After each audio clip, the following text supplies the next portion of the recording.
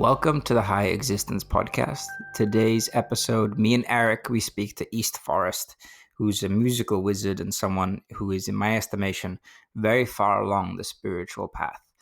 He is the perfect musician to be interviewed on this podcast. After conducting the interview with him, which I absolutely loved, I was then able to go back into his music and listen to it in sort of technicolor. His music became so much richer because I could see the nuances that went into the creation of it. Sort of like I could see the mind of the creator in the fabric of his musical reality, if you want to get poetic with it. But I'm going to let Eric tell you more about what's in today's episode. So, Eric? Hello, beautiful people.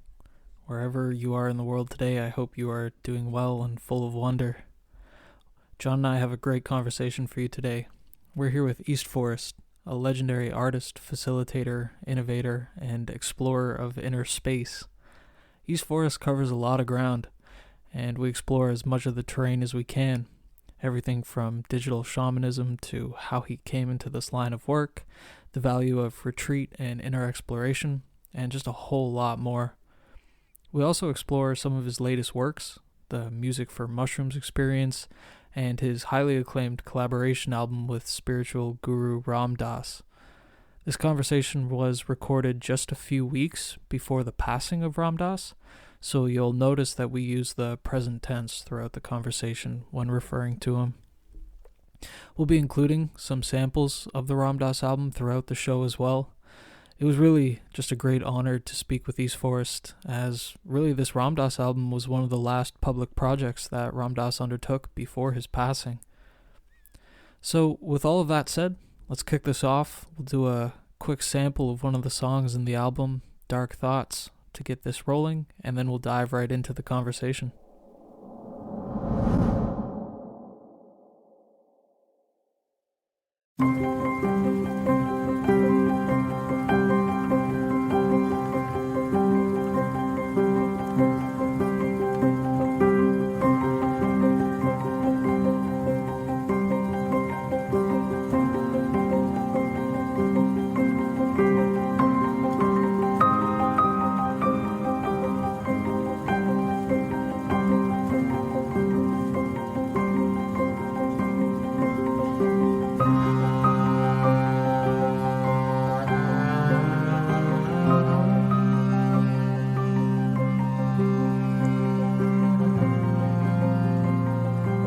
When you witness a dark thought that isn't going to get you anywhere, you witness it and love it. You love your dark thoughts.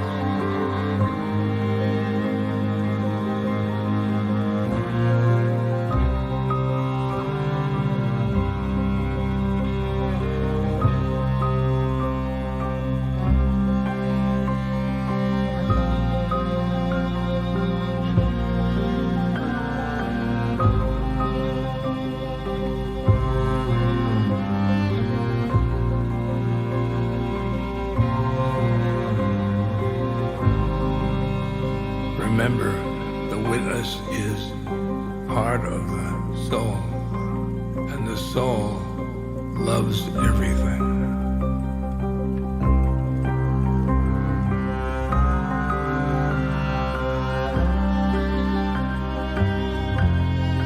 Everything, not every being, but everything, loves the clouds, the trees, and the fish,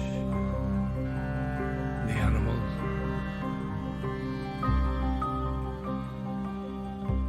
and that love.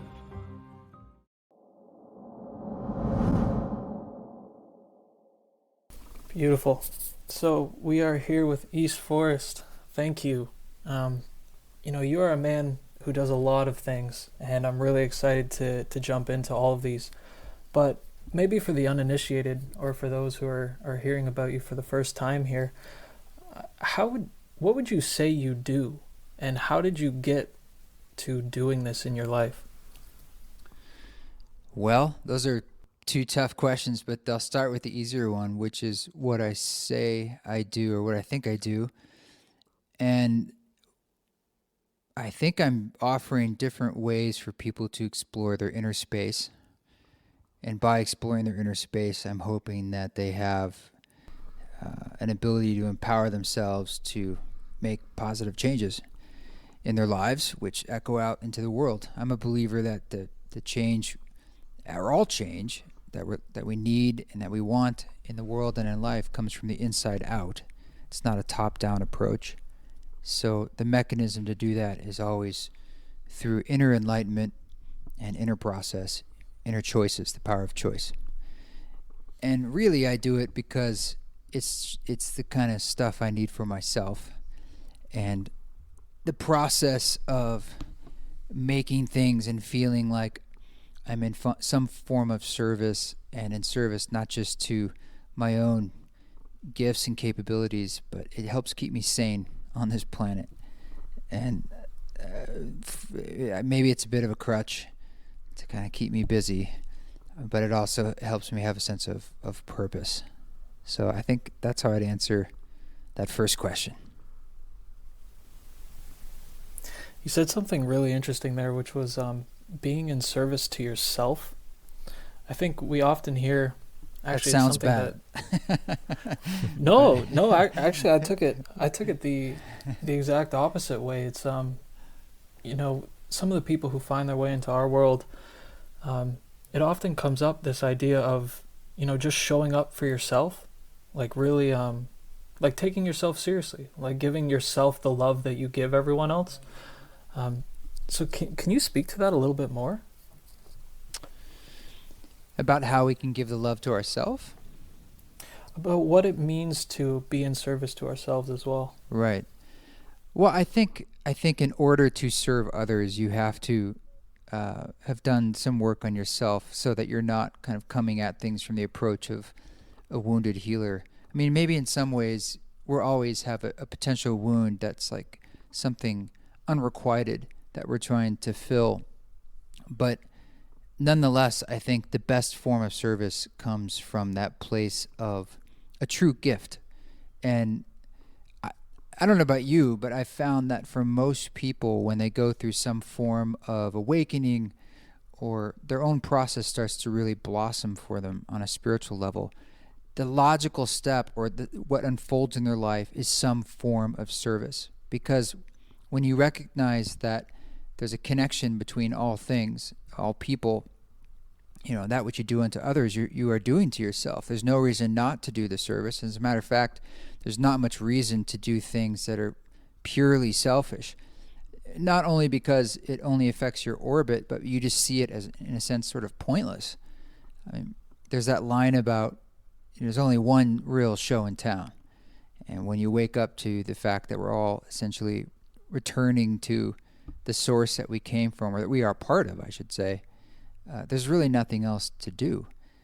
And as a matter of fact, all things that we do fall under that banner.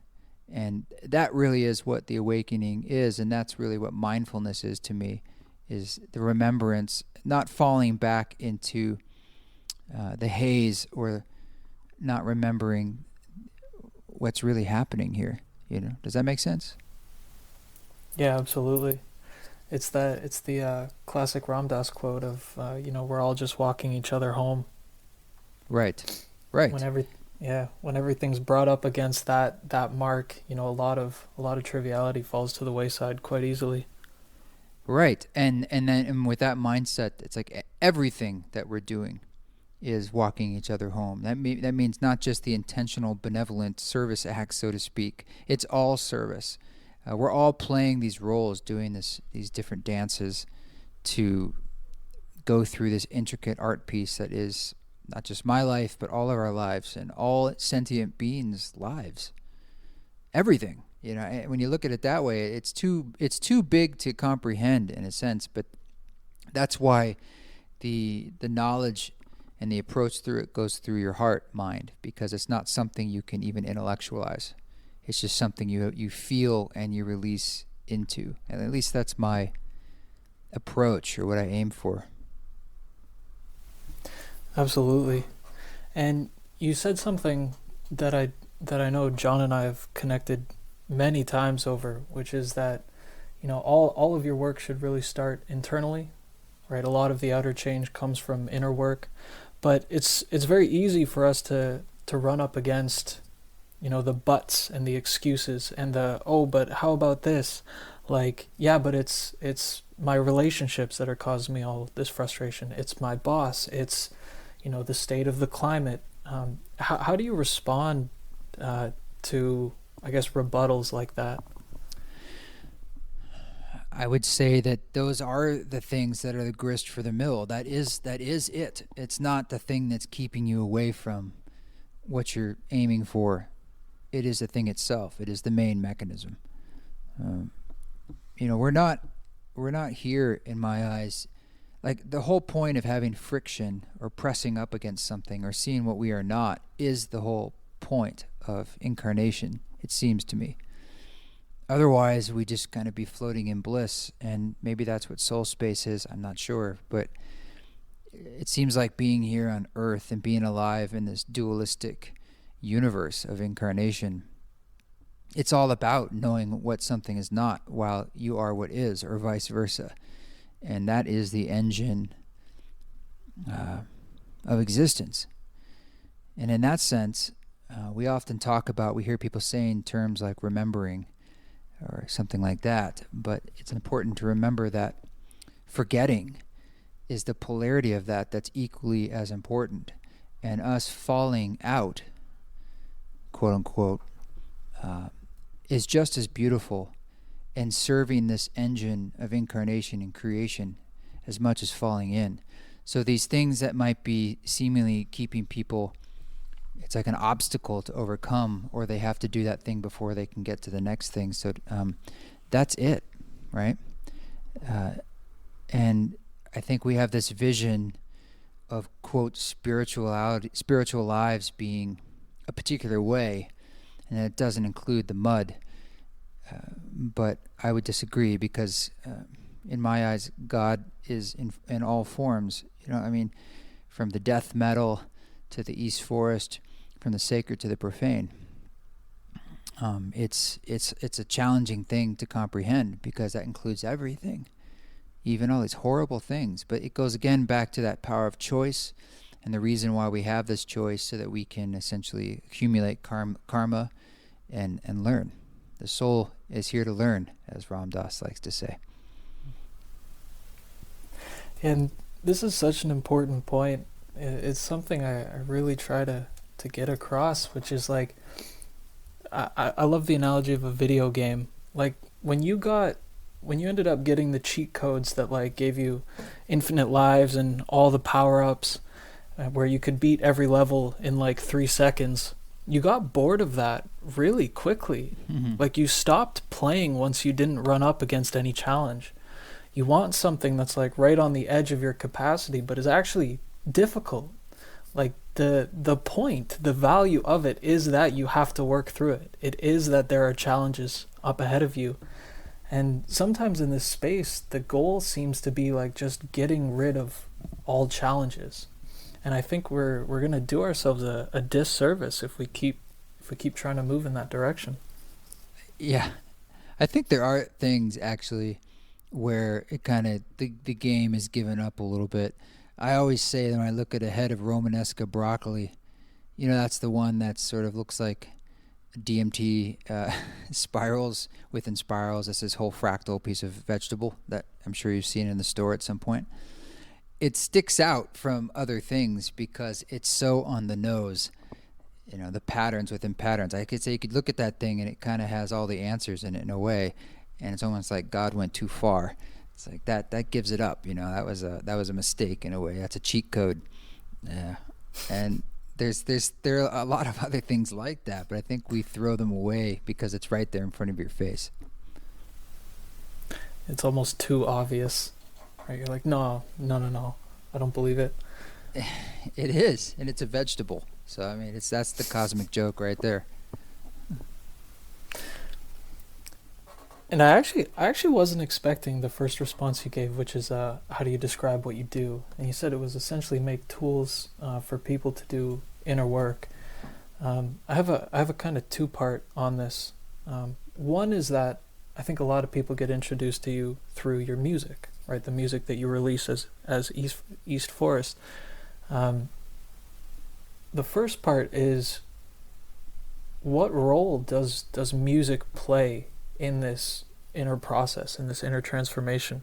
And the second would be, what other kind of tools do you have in your arsenal to help people do this work? For me, the music is very much the process itself. It's my meditation. It's my way of accessing that space that's the most readily available for me. And I think it's the act of creativity and creation. And that's something that's not unique to just me by any means. It's sort of a human right that we have this ability to be creative. And that's one of the things that makes us very unique as human beings. And, that act of sort of creating something out of nothing. And it's been described forever by things like the muse. And what is the muse? The Greeks talked about this. And where do ideas come from, and where does creativity stem from? And I kind of see it as more that we're a vessel for something to pass through us, this kind of universal divine play of creation that comes in infinite forms that we see in all forms of art. Beyond art, creativity comes in the way we have conversations, the way we give our energy to different people. I mean, we're all creative beings. It's only maybe in the last, 100 plus, you could maybe say 150 years. I mean, really, it got kicked into high gear in this last century that we started paying other people to entertain us. And we kind of took that agency away from ourselves to say, well, someone else is creative, I am not. And there's an error in that. We used to sit around and sing as people, as families, as a form of entertainment.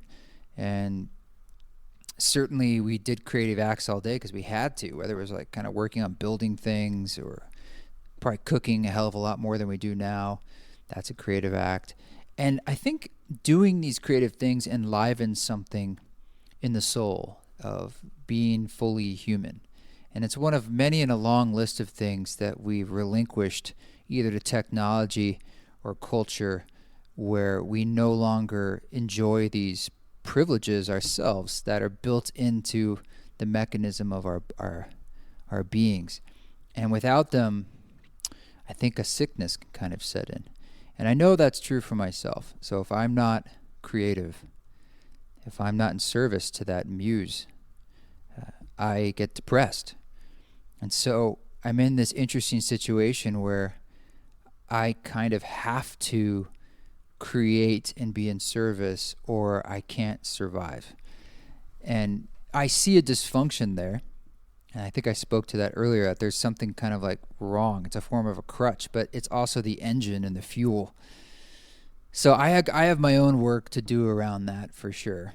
But I also see how it's sort of this perfect setup to keep creating.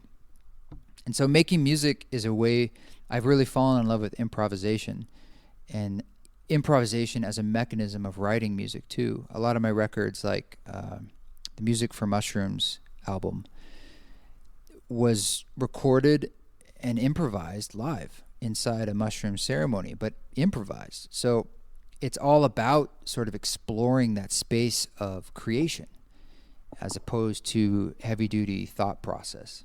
And I always try to keep that as part of the creating process. So for me, music is essential, kind of walking of the walk for me. And I can see when I kind of fall off the wagon is when I've not been doing it. I start talking about it too much, or I get more into the business side of things. And that's why I try to keep it in a flow as best as possible, whether it's preparing and performing live or being in the recording process in the studio.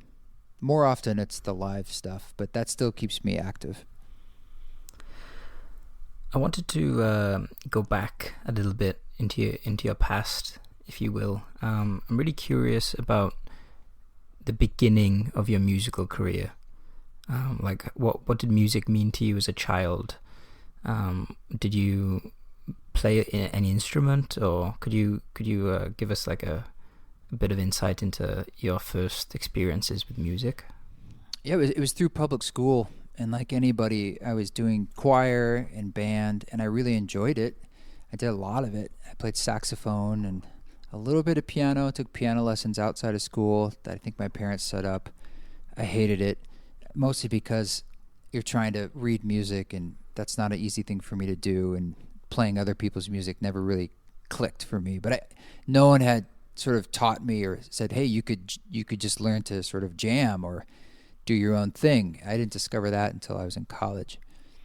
But growing up, it was a lot about singing and choir and different types of vocal lessons or jazz choir and all sorts of things like this, all through the school system. And it was just fun. I just liked it because I had some ability at it, but I found a community through it. I wasn't a jock. And, later on I got into theater and musical theater and all that kind of stuff. And I think I just found a form of acceptance and something I could stretch out in a bit. But it definitely planted some formative seeds of me. Like basically, as far back as I can remember, we're singing in school, all of us, all the kids, which is beautiful.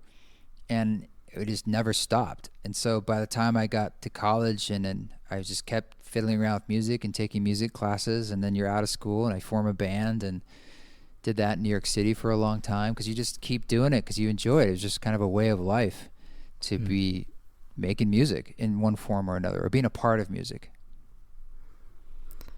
When I listen to your albums, I'm the type of person that will invest in good headphones and just really enjoy the soundscape and the soundstage.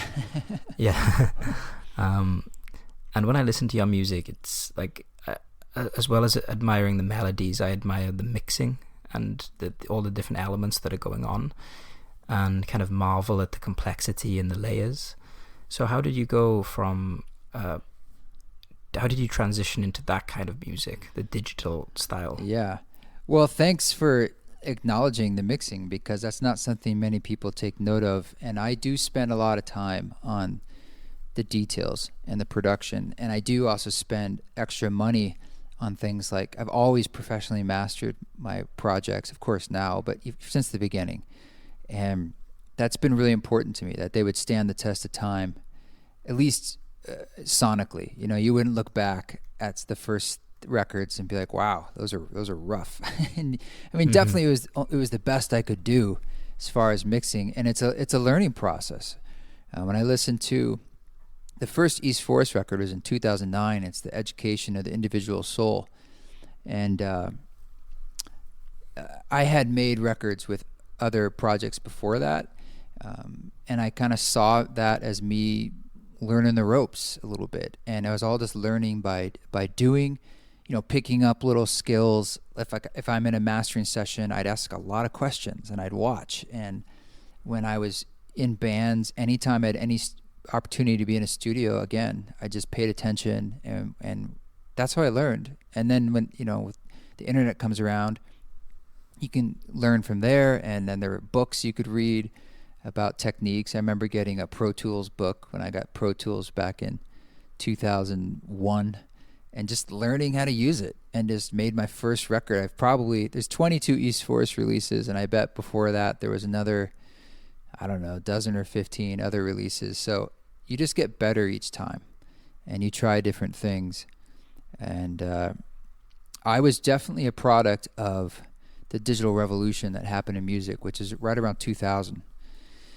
And I remember it was 2001, I moved to New York City out of grad school, and it was June.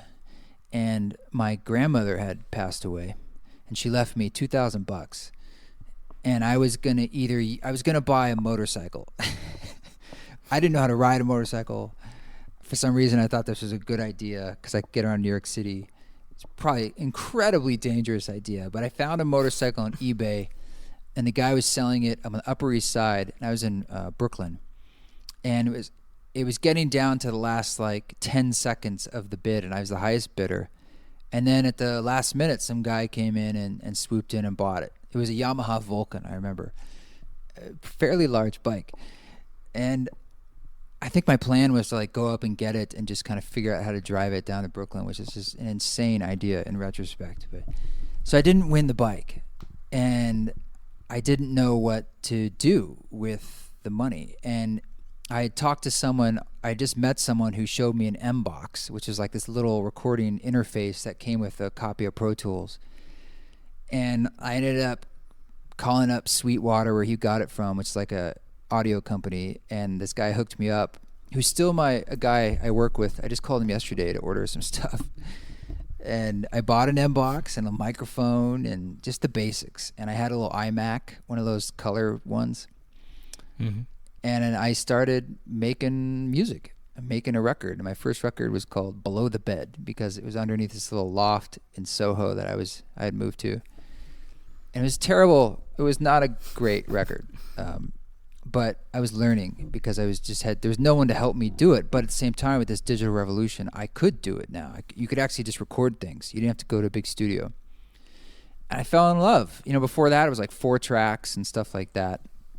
And I'd make little albums that were not that interesting, but I was learning, finding a voice. And I just continued with that. I never quit. And then I formed a band, and we just kept recording, and it'd be like a hybrid process of maybe recording drums in a studio, or maybe hiring an engineer for just that, or just hiring someone to help me mix a particular thing, or so this guy master it, and just kind of learn that way. And that's how it's been all the way up until today. And I've basically been self-taught, and I'm in the process of building a studio right now at my girlfriend's place in Boise. I'm sitting in it right now, and it's not finished, but every time I've taken a step up, every time I've invested in new tools or new skills, and that seem like a big risk, it's always paid off in the long run. It always is like a seed you're planting that the tree grows later. And so I'm excited to see what this new space will bring. Wow, it sounds like with you learning, you always had that reason to learn, as opposed to learning for the sake of learning. You see a lot of people now where they want to learn digital tools. It's like they want to learn it so they have the skill, but they don't have a reason, like a deep, meaningful drive to learn in the first place. When you compare that to your story of you had this passion for creating, and you just constantly experimented and absorbed everything you knew to help you facilitate that message through music to the world. I think that is probably the most powerful way to learn anything. Yeah, I've always been very driven, for better or worse. And even when I was a little kid, I would do a lot of crazy projects, whether it was starting a restaurant without knowing how to cook, or these massive haunted houses that involved, over a dozen friends to help build a haunted house. Always have been into projects, and always have been sort of shooting higher than I had the skill set for. So I agree that kind of digital production tools have been extremely powerful and still have a lot of potential. But I noticed that you actually keep a lot and have an affinity for like organic textures, keeping in maybe the squeak of the piano bench, or going out and doing some of your own field recordings. Yeah. Basically just like why is that important or valuable when you can clean so much up digitally? Well, I used to make things pretty perfect with the project I was doing before East Forest. It was kind of like this piano pop thing, and it took a certain soul out of it. And I think for a lot of people went through this I remember when Pro Tools was really taken off, you could make a drum track, for instance, like a drummer perfect. And at first you're like, well, it's better. Before he was off the beat, so to speak. But what you can kill is the sense of groove, the sense of life, sort of the humanity of it. And over time, I really started to appreciate this to the point where I think I've been inspired by other artists too, who started to amplify the imperfections as the kind of the perfection in a way. And I think it gives really a sense of place and a sense of time. And in essence, a recording is a moment in time. And so I want to really capture that feeling by recognizing that humanity of the quote-unquote mistakes. Not that there really are mistakes, but there's lots of things that I think have been informed by the process, even of having field recordings, for instance. And that is just sort of a wild sound of a place, typically.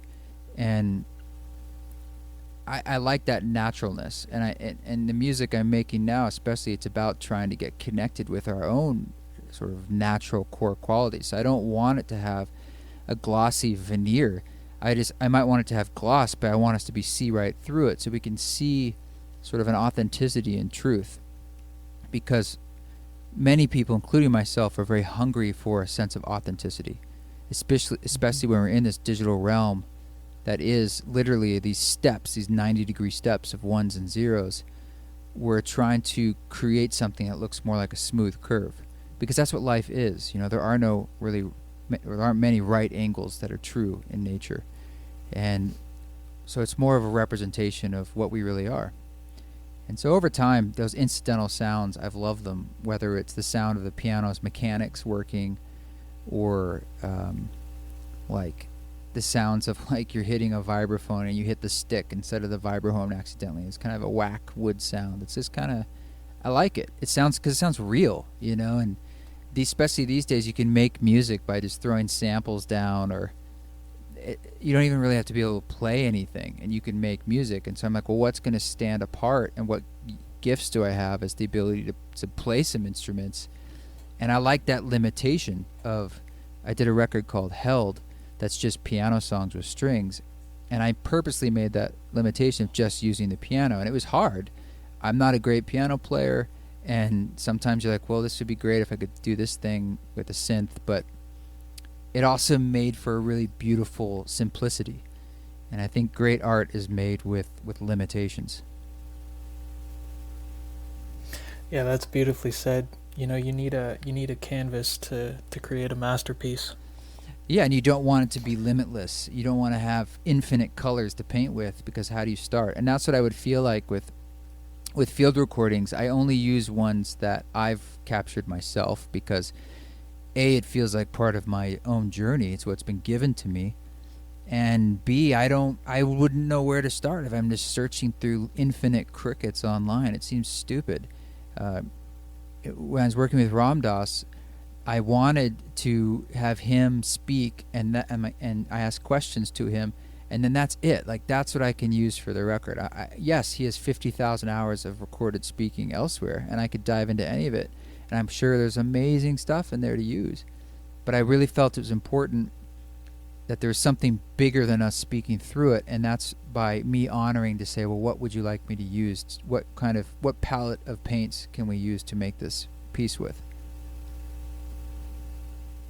Yeah, and I'm really glad this came up, because I'd be remiss if we didn't bring it up. Can you speak a little bit more about how the Ram Dass collaboration came to be, and then how your music and how putting this in an album might have actually helped some of the message? Because I know that some of the samples and some of the audio that you use on those songs, they took like hours to say for him, but to be able to put them in this flow and this narrative arc of a song, it feels like it actually brought out the message even more powerfully. Yeah, just what you're saying. After Ram Dass's stroke 15 plus years ago, it's become a lot harder for him to speak or connect what he wants to say to words in his mouth. It's a form of aphasia. And so when you're sitting with him or he's talking, it's challenging to follow his train of thought, because it can take so long. He might have 30 to 60 seconds or more between the word the and then soul. So many of the things he said all the things he said on the record, let's say it came out in about 1 minute. of actual just speaking. It might have taken 15 minutes, 30 minutes to say that. And what blew me away is what a master he is, but it still is kind of at the top of his game of total prowess of being able to use words and imagery and poetry and humor to get across really complex spiritual ideas and make it so approachable. I was stunned, to be honest. And when I sort of took out the pauses, because he had the spaces in between these ideas, now I could move them in the rhythm of the music. I didn't rearrange them. I'm just moving them to, like, where a melody falls down, then he says a phrase, and then it comes up. And just like you said, when it's inside the music, your brain can now connect the dots. It doesn't even think twice about it. You don't even think he's a man speaking with pauses. You're just listening to the idea he's saying.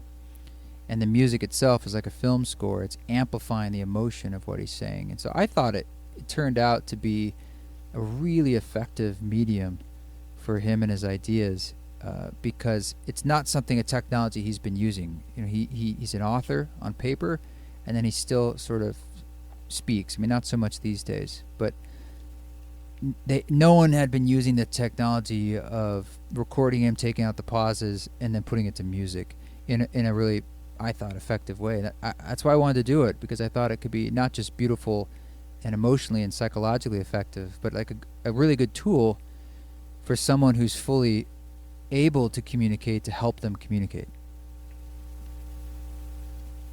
Yeah, and this is often it's like a hallmark of mastery in some sense, the simplicity that comes on the other side of complexity.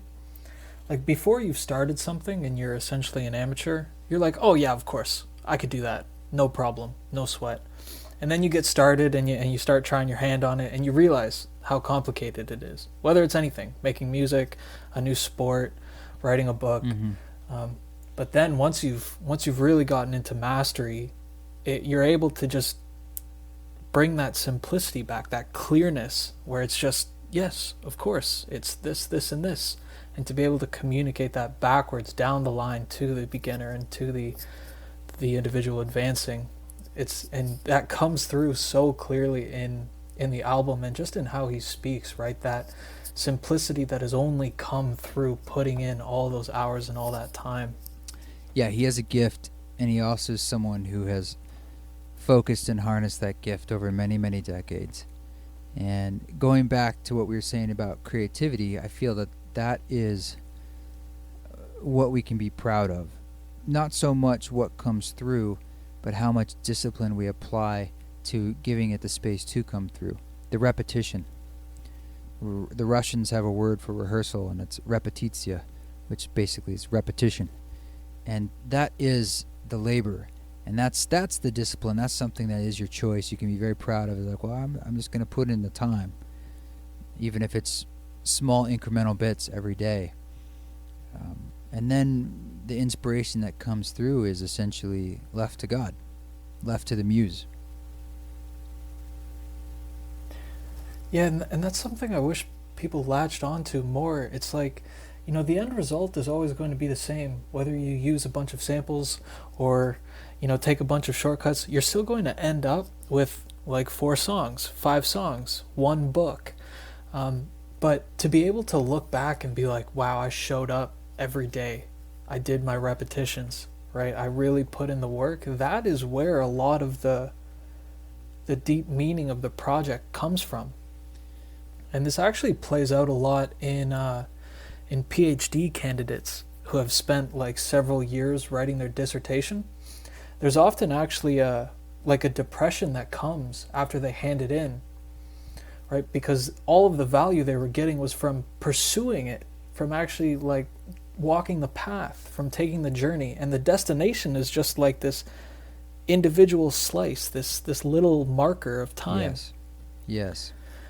Yes, I can identify with that. I mean, I know exactly what that feels like. Matter of fact, I've been feeling that more in the past few weeks. I mean, when I was just at the Ram Dass retreat, I don't know when people are listening to this, but it was December of 2019, the winter. Essentially, I was wrapping up this 1.5 year long project with Ram Dass, and I was recognizing that. And there was, instead of a sense of like bliss. I was feeling quite sad and down because you start to identify with the work, which can be a bit of a trap, but it's a natural thing that happens. You get used to it. And it's sort of like it gives you something to do and a sense of purpose. And it gave me a sense of identity. Like someone would say, what are you working on? I'm like, well, I'm working on this project with Ram Dass. And it's like, there, I get all puffed up in my ego about it. And now it's done. What are you working on now? I don't know. Nothing. I'm working on discovering what's next, and I don't have this thing to hang my ego on. So I often can sympathize with what that's like when that postpartum depression of finishing a project and waiting for the muse to come again, a new lover to enter your life. And it's a real thing. And,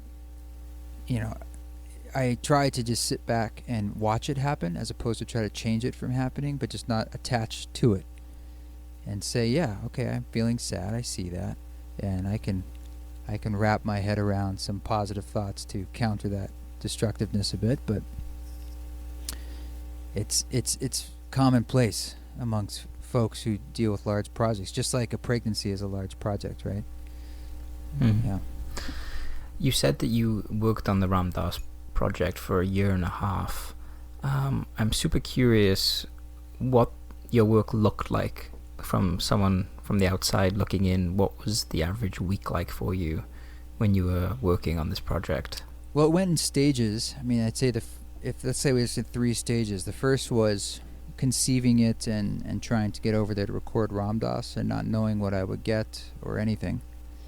And then after I did that in June of 2018, I was like, okay, I got some actual words from the guy and they're incredible. So now I need to set it to music. And then that process is very solitary for this particular project, I kind of went all out saying, let's just try anything and see what sticks. So I would take simple piano songs, some that I'd already recorded. That's just, I'll go into the studio and just record, improvise and try to come up with a song essentially on the piano. And I feel like that might take anywhere from a half hour to an hour or so or more. But if you can come up with something that works as just a piano melody, a little song, it probably is going to work well if you start adding lots of things to it, like strings, and you might replace the piano completely, but that is now what everything's stemming from. That happened with several songs on the Ram Dass record, so it's sort of like stuff I had in the bank from that last year.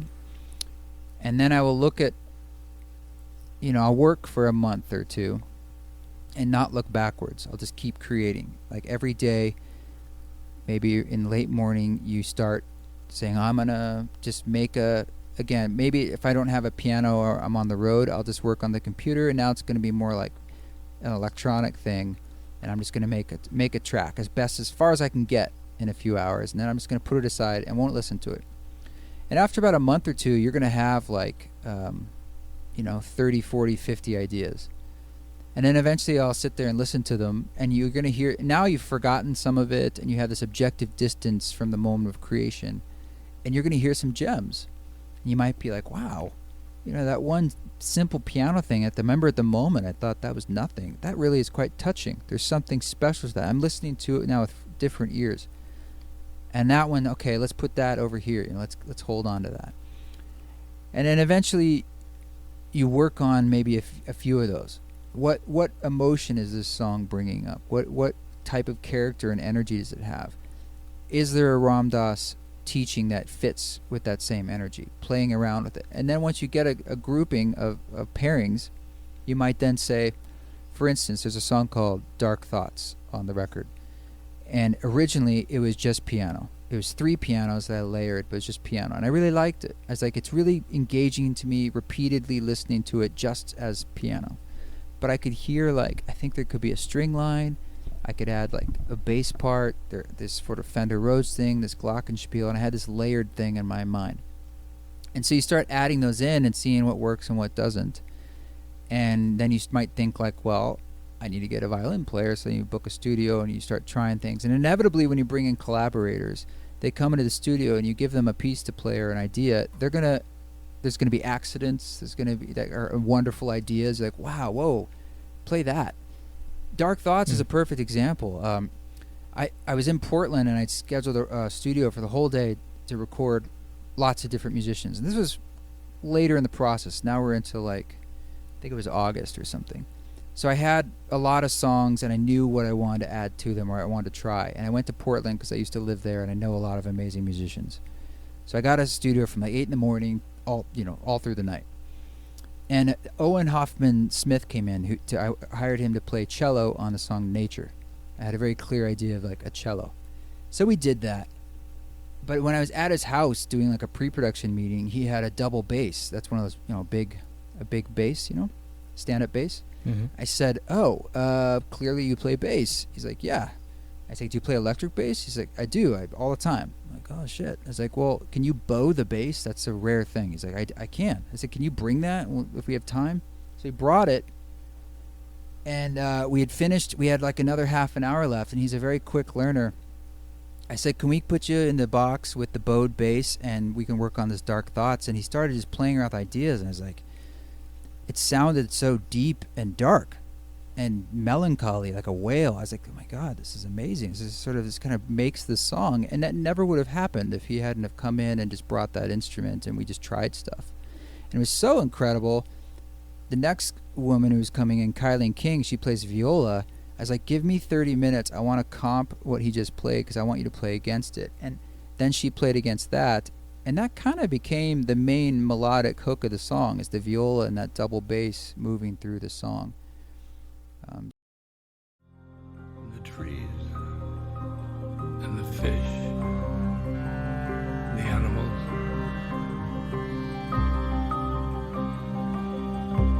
and that love coalesces the universe.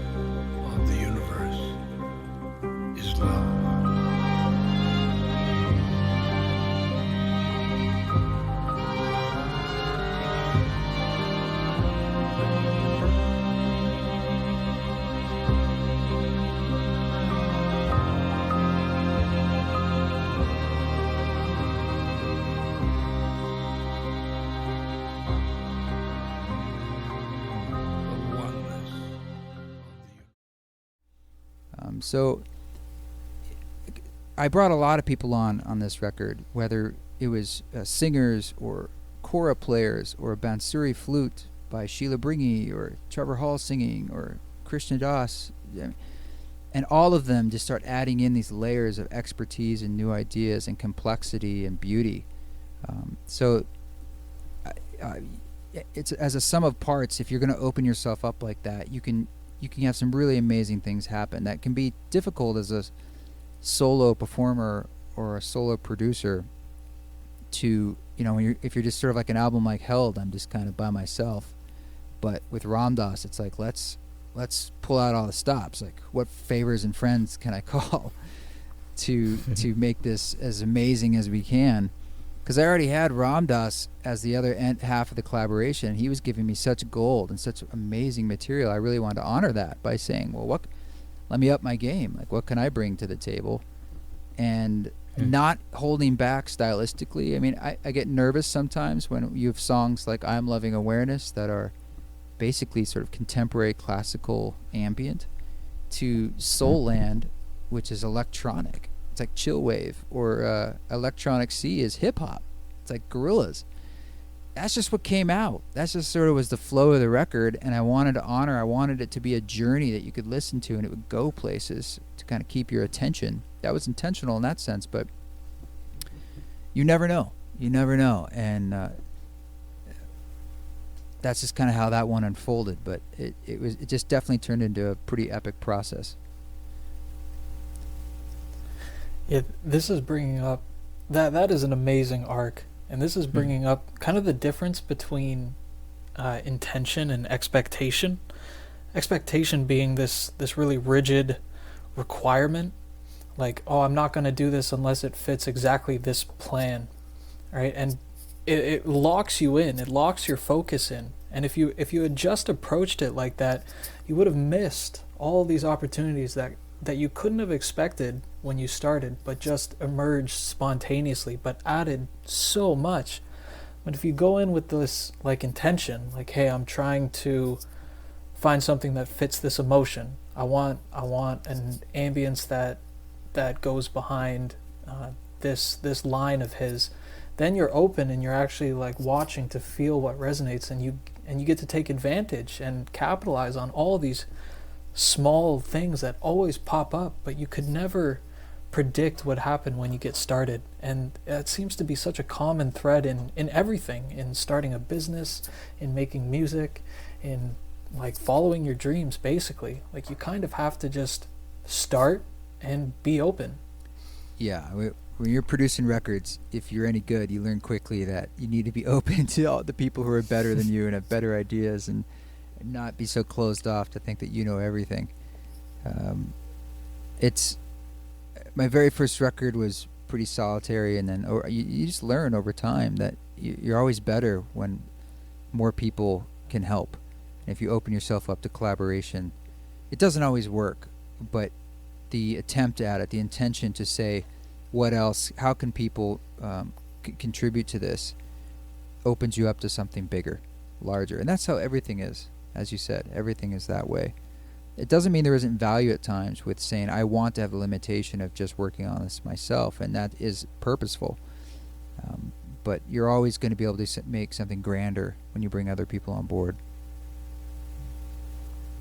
Yeah, absolutely.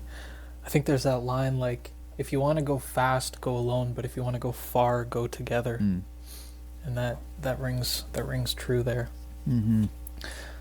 I want to kind of switch topics, but sticking on the going from digital to physical, I noticed that you run your own retreats, and this is something quite near and dear to our hearts, as we've started running a retreat series ourselves, and it's just been it's been life-changing. It's been beautiful.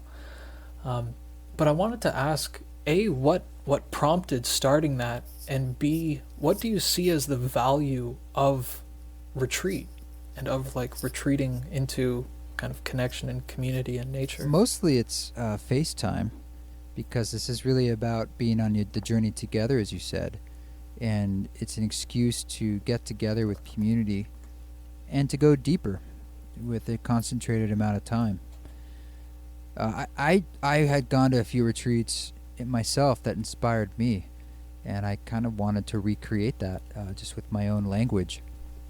So I'm always looking for different doorways for people to walk through, whether it's the music, a live event, a meditation I offer, my own podcast, a retreat, if I were to write a book, whatever it is. It's like certain people have different flavors that more speaks to language that works for them. And so as long as it's exciting for me creatively, I just feel I'm diversifying and giving people more doorways to walk through. So that's why retreats came into being. And my retreats often have something to do with nature and kind of getting away from our natural patterns. And so obviously that's hard to do on a chat room or something, or on a social media. So it's just, you got to get out there and become human again and have experiences and get away from your habits and routines to clear away the noise so that something can speak through a little more loudly. So I think it's a chance to go deeper. Yeah, beautifully said. And I love, this is something that comes up for me a lot, that opportunity to kind of break frame on your normal life and kind of notice the impulses, or notice the habits, or notice the responses in a different environment, and be able to like kind of look at them objectively and be like, is this what I want? Is this how I want to be feeling? Is this the relationship I want with this thing or person or place? It can be quite empowering. I think we need, the choir needs singing to, in a sense. we need to re-up, and there's cycles in our lives, so we need to take moments of repose to check in and stop everything and just be like, okay, where do I want to go? Where have I been? Where am I headed? What choices am I making? And I think it can be really valuable for some people to do that through the method of going on retreat.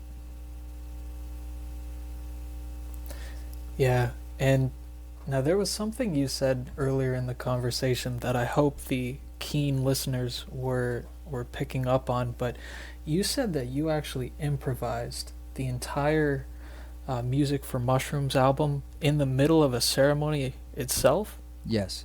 Yeah. That's amazing.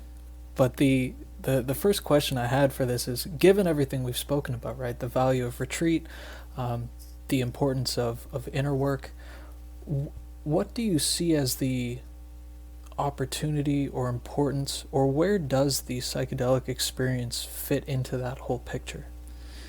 Well, I think it's different for everybody.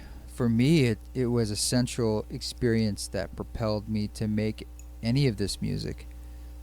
I've spoken about it many times, but in 2008, I was trying to make music that I could use as a tool in the psychedelic space to connect to certain experiences I'd had in the past that I can't say technically understand them now, but I wanted to return to them because there was a remembrance in them, sort of an infinity, a soul space.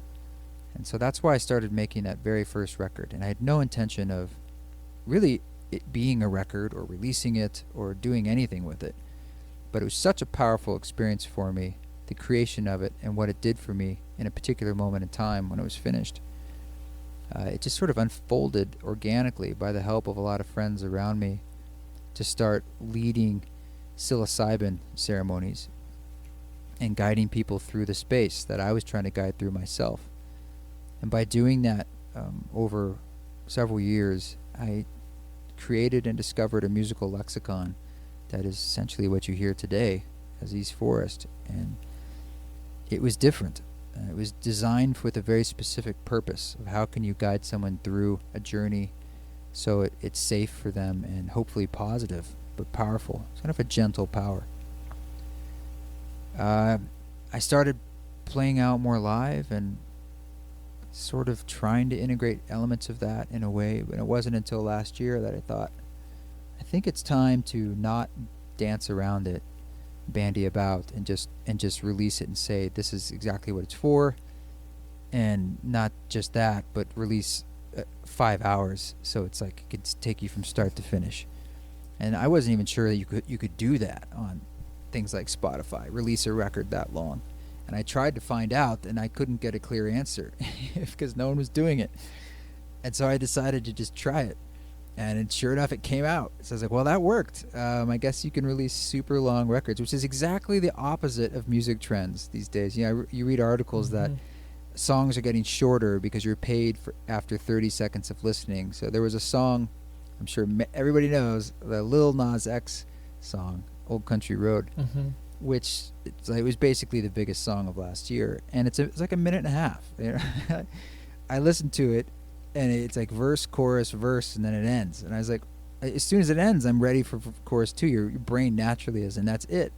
I suppose the brilliance was then you just hit repeat, and now you've listened to it twice, if not 1,000 times. But that can make you some money.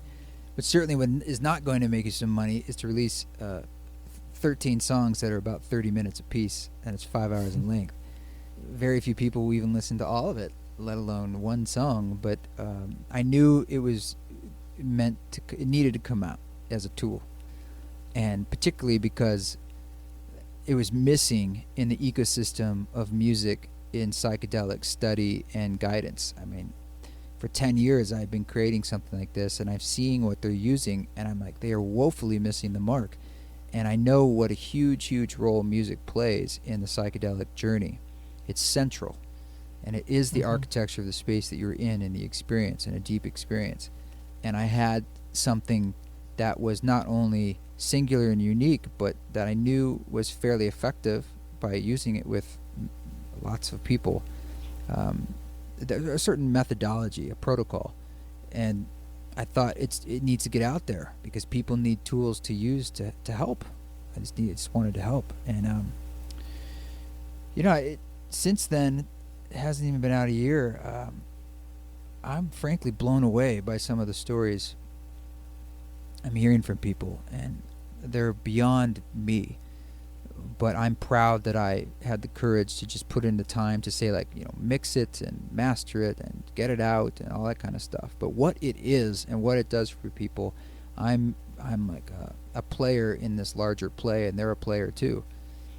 And it's humbling, and it blows my mind how it's helped some people have some journeys. I mean, people who have terminal cancer to people who've having their very first experience on a psychedelic, and how it hopefully helped it be positive for them. I mean, it's just truly, life-changing things that I can't even hold that really. I hear it, and then I say thank you, and then I have to let it go because it's almost too much to hear. But I'm glad it's now, like, I let it go, it's out there, and now it's sort of this digital shaman that has its own life and has nothing to do with me, and I hope it can serve humanity for decades to come. Yeah, it's actually hard to convey to someone just how central and powerful music can be in a ceremonial or individual context. It's really unbelievable. Like, it's just like most of this experience, it's something that's extremely difficult to put into words. Yeah, and I'd always been doing it live, and so I knew that interplay of me sort of being an open vessel and sort of responding to the group is that give and take was probably really, valuable and central to the success. So I actually wasn't sure. I was like, well, if you just listen to a recording of it, does it have that same live interplay, right? Or is it just sort of like it's going to be on its path and you're on your path, and maybe they're not meeting up? But if you give yourself over to the things we don't understand, of course, people find there's an increased sense of synchronicity, and it does line up, and it is a powerful guide, and it seems to still be quite effective. So there's some interesting technologies coming into play about music that's generated based on physiological response for a journey. We'll see where that goes. I'm starting to work with one company in startup. All this stuff is interesting. Like, it can look at your heart rate or your emotional response or your breathing, and based on what's happening to your body, the music can shift and respond to that in the journey. Truly like a digital shaman in a way, but we'll see. We'll see where it goes. But for now, we've got a Music for Mushrooms soundtrack for the psychedelic practitioner, and it's out there for folks to listen to. And, several of my other records are from ceremonies too. I just don't say so, and it's the same kind of music. And even my very first record, The Education of the Individual Soul, the one that helped me through a journey, that's another one that's pretty powerful. It's only 45 minutes long. Yeah, and man, I'm quite excited about the potential looking down the road, because you can also imagine like these, I don't want to say pods, but like if you're in a room, you could change light color. Yeah. You could have a whole lot. You could have this dynamic feedback loop with kind of music auto-generating itself, the environment morphing based on your physiological response, and that is, I don't know, just thinking of that, it has extreme potential. It has extreme potential, and I'm really excited to see where that kind of evolves into. Yeah, you're on the same wavelength as some of these folks out there. There's a couple projects like that happening right now in development. Yeah, we'll see where it goes. But something came up, and because your music and the environment that it's intended for, it finds people in a very open, very vulnerable, very sacred state and space. Was there ever concern around that? Were you ever hesitant to release it because it would find people in that state and space? Yes, yeah, there's deep concern.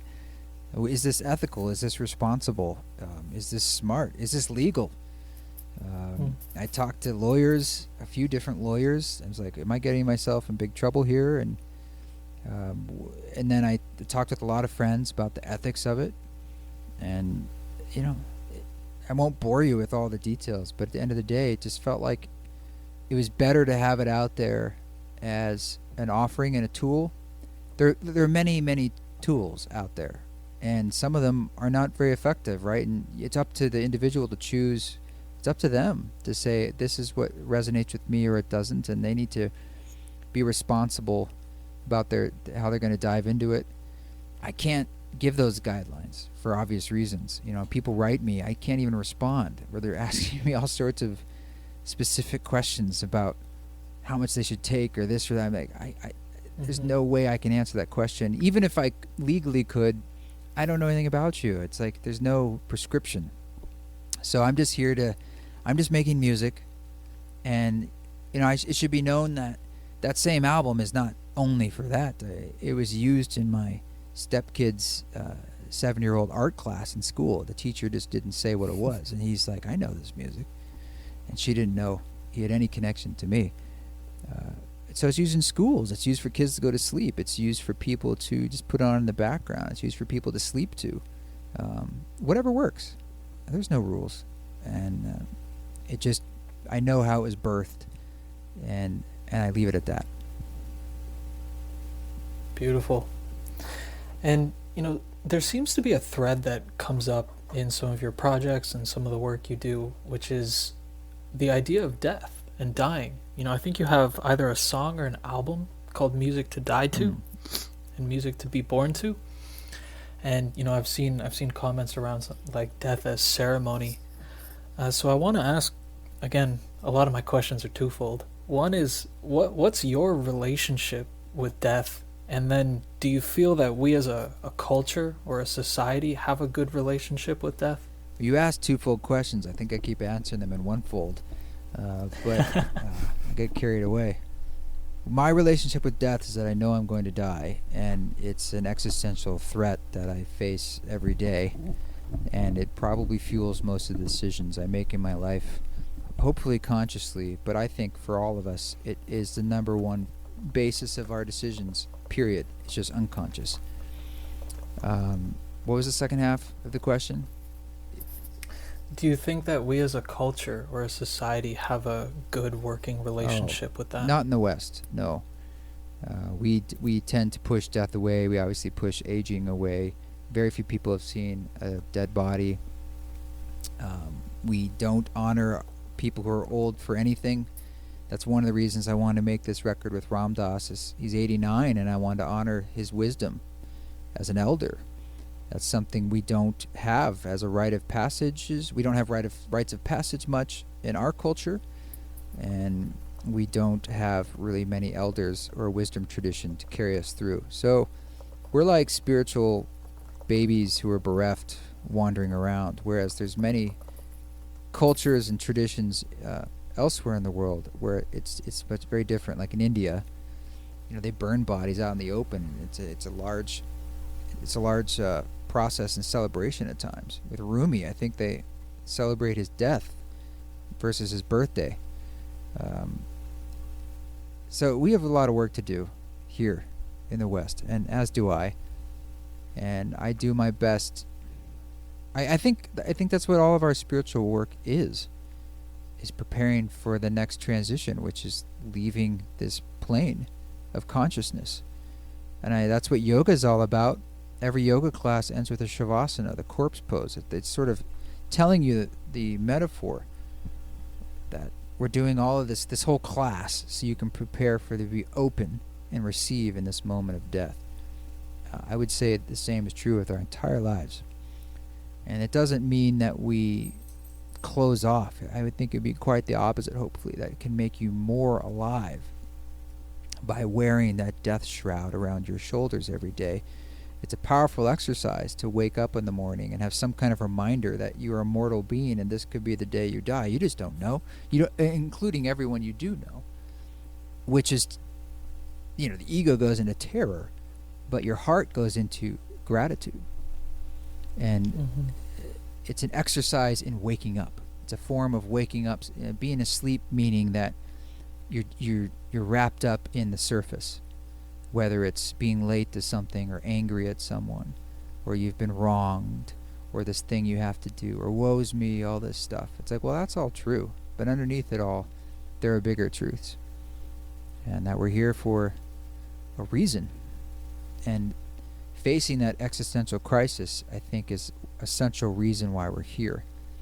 To remember, to face the challenges of feeling lost and forgotten, and having to go through a process. That's what practice is, an ongoing process to remember and to feel part of something larger. Psychedelics for me have been a big role in those moments when I've felt that very strong sense of connection, as do others who have perhaps a terminal illness, and it helps them release some of their anxiety because they can, in a sense, see behind the veil or over the Rubicon into what is on the other side a little bit, and see that they're less afraid of that.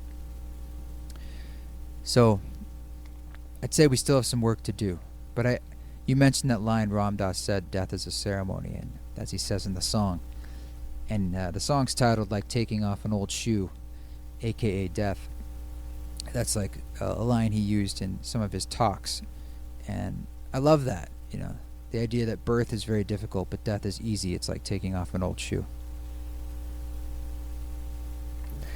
Yeah, I think the ripple effect of developing a better relationship with death would be immense, absolutely immense. I wrote a piece for our blog last year called "Dying Gracefully," and it was all just about this one line that hit me on one of our retreats of, life is essentially the process of dying gracefully, and right now we collectively suck at it. We have like this existential temper tantrum. It's like, what do you mean I'm alive and and it's going to be taken away from me? Like, how dare you? Right? I get that like kind of angry toddler energy where it's like, this is not enough. This is not good enough. Like, give me more, give me more. But, a lot of us, it's like air. Like, you don't really think about or value air very much because it's everywhere all the time. It's always with you. It's the things that are scarce that you actually value. That is why gold has value. It's a very scarce substance. And, if you think about your life like that, it actually becomes intensely valuable. It's very, it's almost paradoxical. It's like death is very life affirming because you're like, wow, I'm in it right now. I want to do this as well as I can. I want to feel the whole thing. I want to be present in my experience because I know that one day it's not going to be there. And you said it beautifully, right? Like, when it comes from the heart, the answer is gratitude. It's like, wow, thank you. The fact that I get to do this at all is amazing. Yeah, we can't remember what was before birth either. So it's like we also have no reference point of what death is. It just, we know at a minimum, it's a change, a pretty big change. And we hope it's for the better. But look, nobody knows. And I think there's got to be a reason for that. In the same way that the nearest star is like so ridiculously far away, let alone the nearest galaxy, let alone other galaxies. Like there's probably a reason why we're not meant to go there. It's like you're supposed to do the stuff here. It's like there you have to trust, and I think that's what's encoded in the word faith that we see from religious tradition for millennia. There's faith, and what that faith is in, that's up to you. But I certainly don't know. I know what my heart feels, but I can't say that I know anything other than I ask for grace, and I ask for that for all of us. Death is a part of what it means to be alive. It's the polarity to birth, but not the polarity to life. And it's something about, it's part of that creation and creative energy, and the ones and the zeros that we spoke about at the beginning, where you look at this whole planet, and that is its engine, is this like swirling of death and birth, all the way down, to the single cells and the animals and the bacteria, to us, we're all, to the trees, to the blades of grass, to the bugs. Everything's just dying and being born in this soup of creation, and we're part of it. We're part of it, and it's too incredible to hold in my head. It's like the only acceptable response is laughter. Yeah. Just this amazement that, holy crap, this thing is happening, and I am stunned. And this brings me actually back to your point of the importance or the centrality of inner work, because I hear people talking about, like, let's go explore the world, let's explore the stars, and I'm like, I have this whole universe inside of me, and I have covered like a very small portion of it. Like, I'm quite happy to just sit on my mat, sit in meditation and dive in there, because that, like, as far as it extends outwards, it extends that far inwards as well, and I'm just interested in seeing the depths there. Well, there's lots of different forms of incarnation and personality, and so I know for some folks, they need to get out and see the world, and that's probably their dance. But I hear you, man. It is absolutely this.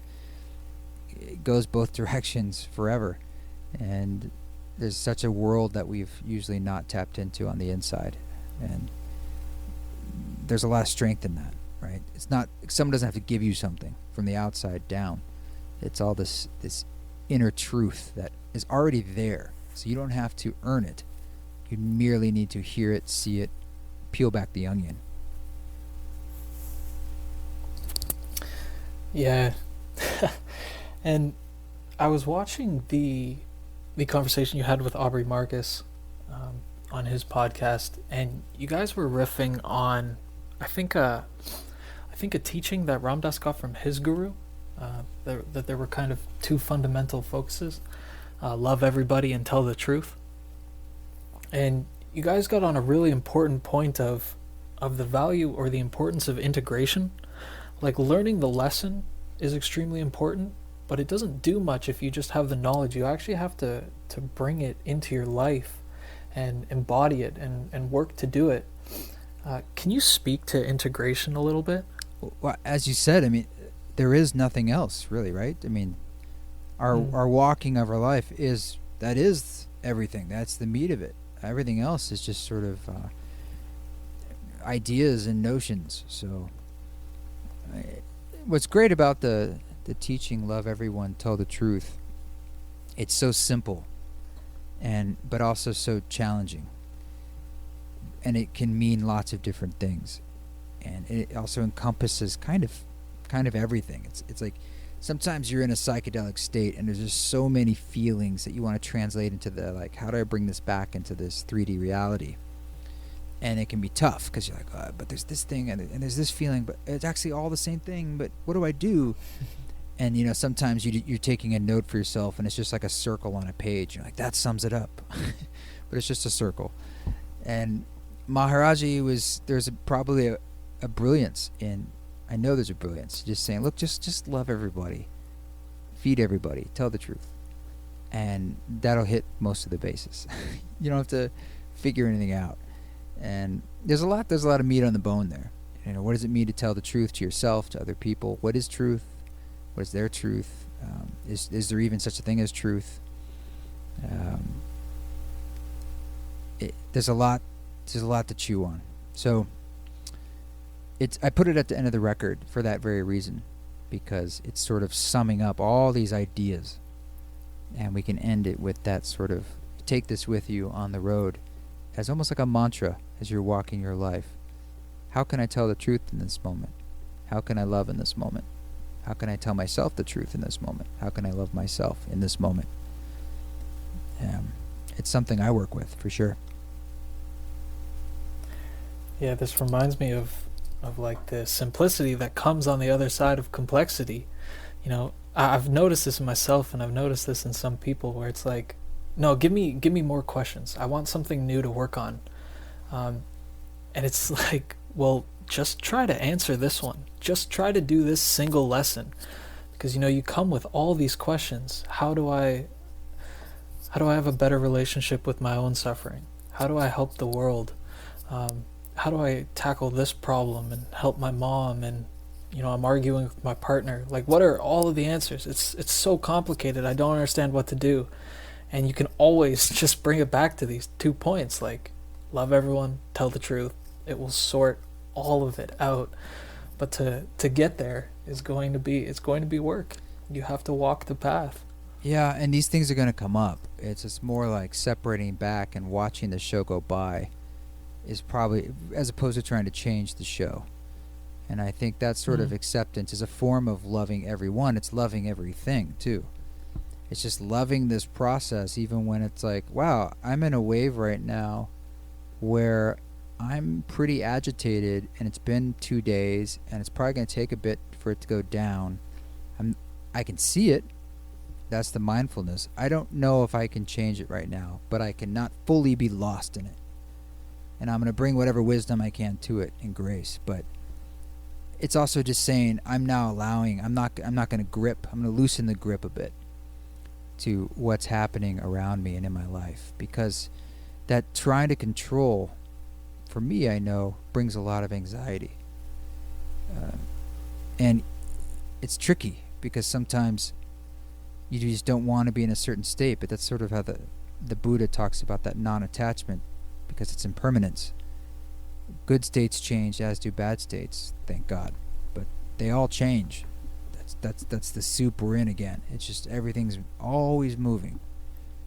So you need to just sort of have that middle road approach of seeing it. And that's what meditation can help you do. That's what practice can help you do bit by bit. But to have the compassion for when you fall in. Remember, that's the engine. The other side of remembering is to forget. Is to be like, God, wow, I really got lost in that whole bit. And instead of beating yourself up about it, saying, thank you for that blessing, because now I'm remembering. Here I am, turning the wheel. And you just keep sort of a form of getting back to that presence, being here now. Yeah, and I like that you brought this up, because I noticed you often release these, I think they're called micro meditations, right? These like really small moments. I think some people, particularly when they get started with meditation, have this impression of it needing to be this like half hour to an hour like big ordeal where you light your incense and you sit down on your mat and it's all very serious and very rigid and very focused, for lack of a better word. But it doesn't necessarily have to be that way, right? So where did the micro meditations come from, or why are those a tool that you can use? Well, they're only offered on my social media, so like Instagram or Facebook, and I was trying to find ways for social media to be a positive tool as opposed to just another distraction, as opposed to just getting off it completely. And so I also like the creative tool of just writing a little song that's 60 seconds long and having it be a little improvisation. So it's just a moment in time. It's not something that's like this big produced track. It's just like you sit down at the piano and you play for 60 seconds. And it just becomes a fun way to do just like you're saying, to recognize that enlightenment is no further away than our next breath. We can experience states of ease and peace right now. And it's not a big deal. And why not? Why not just dive in for 60 seconds? And then when that's over, we'll see what's next. So it just became a fun way for me to try to hack social media to do the opposite of what it normally does. And it's a place for me to release music in a really, really casual way without it having like the weight of a major release. You know, and they're not great opuses. They're just like little ditties on the piano, but I like to use music as a tool. So again, we're bringing music in as a way of being the vehicle for you to put your attention on. Yeah, and it really doesn't take that long. You know, just that minor moment of, oh wow, I was really deep in that. I was really lost there. Just taking that one breath, it brings everything back. It doesn't have to be a huge undertaking. Indeed. So, if you, I want to kind of present an opportunity, or get some direct action going on here. If you had an ask for everyone who listens to this, you know, let's say they all agreed to take a quick action in their day, what would you want them to do? what would you say? Go out and do this. Two things come to mind. One is to, if my music and music is something they enjoy and they resonate with it, I would say pick a song, maybe one of the more meditative songs, and just pick one song, and at some point in your day, I would recommend in the first part of your day, just listen to it and put your attention on it. So actively listen. Don't do other things. Don't be on your phone. Just say, I'm just going to listen to this, and that's the only thing I'm going to do. I'm going to gift that to myself. And see what happens and how you feel after doing that regularly, once a day. A more powerful practice, which is hard to do, every time you reach for your phone, use it as a trigger to remind you and say, oh, before I pull out my phone, I have to take 3 deep breaths. So now you're going to take 3 deep breaths probably 400 times a day. You're going to go crazy, but that's some pretty serious level stuff there. But that's a practice I'd throw out there for fun. Yeah, that's amazing. The the listening to the music one, this actually ties into, I think, almost where you started, right? That's a way that you can be in service to yourself, right? Creating that little bit of space, setting the tempo for your day, making it, just giving yourself that little bit of pause, right? Treating yourself as you would treat others. Doing the spiritual, mental calisthenics, so to speak. Like we go to the gym. You need to go to the gym for your brain and your soul a little bit. Doesn't have to be every day, but seems to be like there's a recipe for everybody. But you need to do something.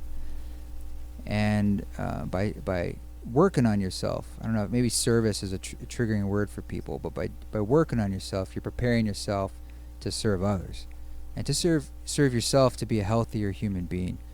And that's what we need on this planet, because when people are healthier, holistically speaking, they're going to make better choices, that are not just selfish and singular. They're going to make choices that are compassionate and that see the whole picture, hopefully, in mind. And that's the kind of change we need on this planet. We're screaming for on this planet. And we all have our unique role to play. And we all have our unique gifts that we've been given. And all you have to do to be in service of them is to do your dance. And it doesn't have to be this big, flashy, showy thing. Some people, it is to be in front of millions of people. And some people, it's just as honorable. And not just honorable, it's just as powerful energetically if that dance you're doing right now is to care for your grandmother because she needs help. And that's what you're doing. I feel like that's just as important.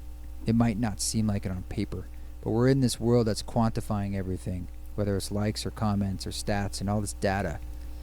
And it's a sickness that's blinding us to think that bigger is always bigger, is more.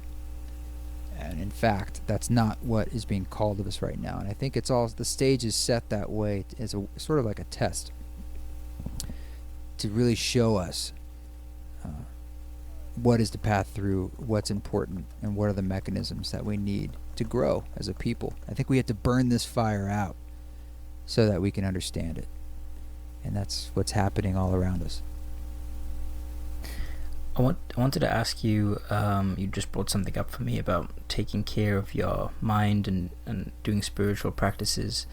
I would imagine, could be wrong, but I would imagine that when you're deep into a project, you are working a lot. You have certain deadlines, certain pressures. In a very good way, you're very engaged. So I was wondering, what do you do to take care of yourself when you're touring or performing or deep into a project? I mean, it's quite mundane. I don't have some grandiose thing. For me, it's about staying steady and level. So it's about getting enough sleep and not going too off the rails in any direction. Which, for better or worse, I mean, sometimes I marshal my own energy socially, and that can come off as being kind of grumpy, but it's kind of like not wanting to give everything away because you're in service to this thing you have to do, which is this very focused type of performance or creation. And I pay a lot of attention to my diet and my sleep and my relationships in my life with those who are closest to me, whether it's my girlfriend or her kids or my parents, my friends. I feel like this is really where the rubber meets the road for everything I talk about. It's like there's no separation between my work and my life in the sense of what I'm espousing. So I do my best to walk my own walk, and the mistakes I make, which are plentiful, I do my best to speak to them, because we all go through it. We're all just people going through our stuff, and we want to have that sense of camaraderie and not be like, oh well, this guy's different and I'm not that, so what's the point of trying?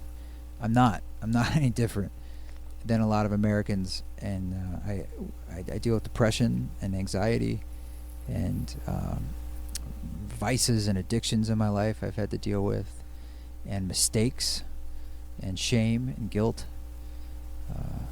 and by talking about it and by creating all the things I do, it's my way of doing my own self-therapy and working through it, and that just happens to be my dance right now.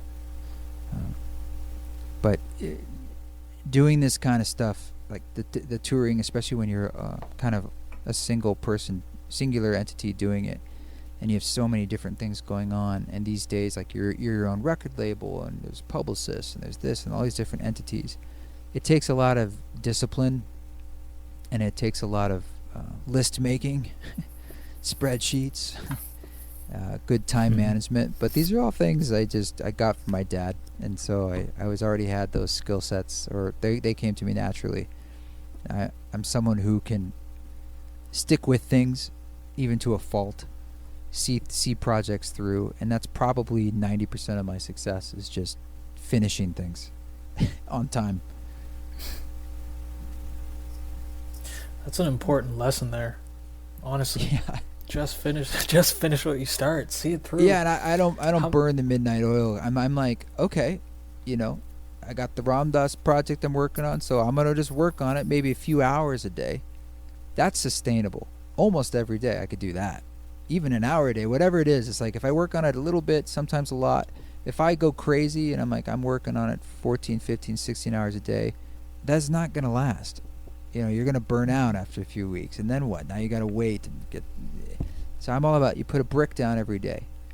And I've learned over time, it's like, it might not feel like you're getting that far, but you will get very far, and much further than most people, because most people are not willing to even lay a brick down a day, because all they're seeing is the whole wall or building they're trying to build. And like, Jesus, it's so big. I'm like, yes, but you just take one step, and you'd be surprised when you look back. It's like, how did all that come together? It's because you're just doing these little incremental bits every day, and that's very sustainable, very approachable. And that way you can make a mistake one day, or have a quote-unquote bad day, unproductive day, but you still did the work, but nothing much came out of it. That's fine, because you're going to have other days where stuff does come out of it, and you're giving yourself over to the process, which is bigger than you. Yeah, I'm so glad this came up. John and I recorded a podcast a few weeks ago exactly about this, about hard work and making it a spiritual practice in some way, right? You walk the path of creating these things, and if it's not sustainable over any significant amount of time, it's just not going to happen. And yet we always try to, pull the all-nighters and find ourselves crashing just a few days later. And every now and then, that's what's called for. But yeah, you're totally right. It's like slow and steady does win the race. Yeah, honestly, easy to know, hard to embody. Yet another thing for integration. So, with with the work you're doing for yourself, with the spaces that you operate in, and how quickly some, if not all of them, are growing, how do you feel and how do you think about the future? Like, what's coming next for you? What do you see as the future of these spaces? Are you excited? Are you worried? Maybe a bit of both. I always just try to follow whatever I'm excited by. That's always been sort of in a Joseph Campbell way, following my bliss as a barometer of what my soul is leading me towards. if it has a juice of excitement, I'm like, well, there's probably something there, and I'll start to explore that. And so I'm looking for inspiration in that sense about what wants to unfold. Like, what do I want to put my time into in that way? I have some things in the cooker, and obviously there's things we know about, like retreats in the future, or things, other projects. But for major music projects, you have to allow yourself to be in that liminal space in between creation, where it's a interesting kind of amniotic space of unknowing, but it's life will blossom out of it. Ideas will come. My job is to listen and see what is coming. You might have an idea, like, I want to do this thing, but then certain strange opportunities are coming into your life, and you're like, well, but that's not the thing, so put that aside. It's like, that's what's coming in, and I try to pay attention, very much so, to what comes in. And often when that happens, looking back, if it ends up turning into something that took a lot of my time or life, I'm sort of amazed by how it started from such a small, infinitesimal thing that I easily could have missed or decided otherwise. But I caught it. I caught the fish, and thank God I did. Including the Ram Dass project was that way, very much so, and many other things. I mean, I have a release coming out tomorrow. That was one of those. It was just like, wow, I can't believe that happened, and it happened from such a small, strange, like, little thing that I normally would not have caught. And that's cool. That's beautiful to see that, because when that happens, you can trust that will happen in the future. Even when you don't know what's next, you can say, well, inevitably the universe, the river will continue to flow. I'm part of that river. I'm held in that river, and the river is of my best interest because I am the river. So my job is just to see what we're passing by on the river and what's happening, what's the flow. So I'm going to finish the studio and then start playing around with it brick by brick and see what comes out of it. And that will be next. And I'll be in Australia in February of 2020 doing my first tour down there. So that's new. And continuing to try to just do new things and challenge myself and be at the spirit tip of my own growth. Beautiful. And with all of this coming out, right, with retreats and events and music, where's the best place for people to follow along with you? You can follow along on Instagram or Facebook or Twitter. Sometimes, though, as you know, things get lost through that. So if you really want to know about retreats and be the first to know before something might sell out or things like that, the email list is by far the most reliable way, as long as you make sure it hits your inbox. And you can sign up on that at eastforest.org, not .com, so eastforest.org. And of course, the website, if you just go there, you'll see anything, whether it's all the live dates or the podcast or when the retreats are, or the music releases, the merch items, all that stuff. So everyone has a website. I don't know if people often go directly to them, but that's always going to be the most updated place. But Instagram's good. That's probably where we're the most active. Yeah, and again, I would strongly recommend it. There's a depth to your work and the things you've put out that we only brush the surface on. So definitely take a look. There's a lot. You move fast. It's beautiful to see, and it's going to continue for sure. Well, that's very sweet of you, but moving fast is kind of my problem. So it might benefit you, but that is one of my obstacles in life is to slow down. Mm-hmm. One of the instructions you gave was for our listeners to listen to one song mindfully with full attention, preferably at the beginning of the day. I'd like to add on to that a little bit and encourage everyone listening to listen to the Ram Dass album, ideally in a dark room with the best headphones you can get, and treat it like I don't know why people don't do this with music anymore, but treat it like you're going to a movie. Mm-hmm. Listen to from the beginning to the end. Some of the best musical experiences I've had just doing that, closing my eyes and just listening to an entire album from the comfort of my bed. And it seems to be like people don't do that. It's like they play stuff in the car, or when they're going for a walk, or when they're in the gym. But I really think your music it hopefully is going to bring back that type of meditative listening again. Yeah, every record I've released is intentionally a connected experience, and many of them literally so. Like they're a seamless listening experience. So there's a lot there if you want to just give it your time and attention, and it can hopefully open some things up for you. And the Ram Dass record was thought of as a listening experience, and there's some beautiful ideas he's got in there. So thank you. Yeah, I highly recommend that record.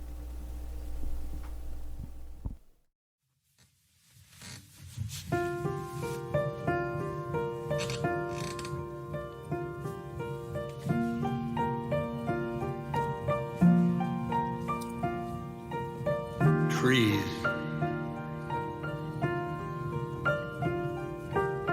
grasses, water,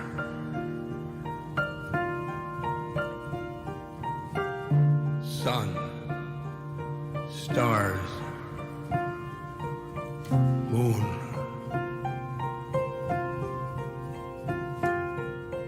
clouds, rain, all are our friends, are us.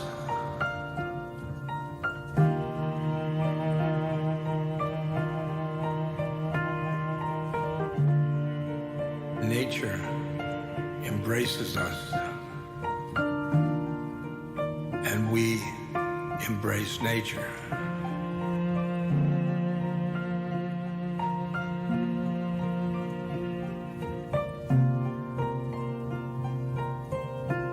We are nature. We are the trees and the clouds and the waters. When you hug a tree, you're hugging yourself.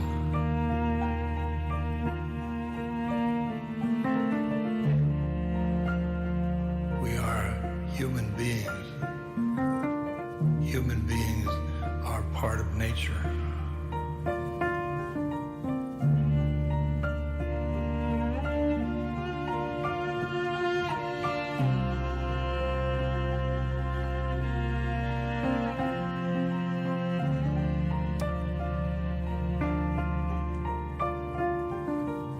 When you're seeing the ocean or the lake or the river, you're seeing yourself.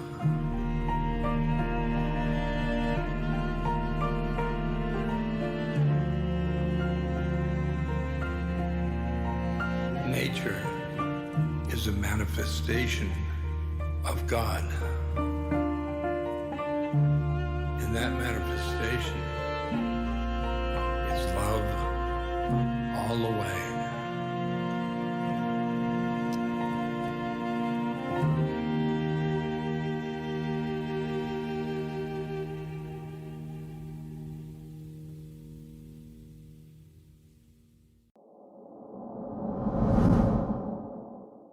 Thank you so much for being here for another episode of the High Existence Podcast. If there is someone you think could benefit from hearing this, please take just a second, share it with them, just send them the link so that they can also have access to this. And if you think the message in general is good and worth hearing, a small but mighty step that goes a really long way is leaving a rating on this. It does far more than you think. And so thank you for being here, thank you for being you, and we will catch you in the next episode.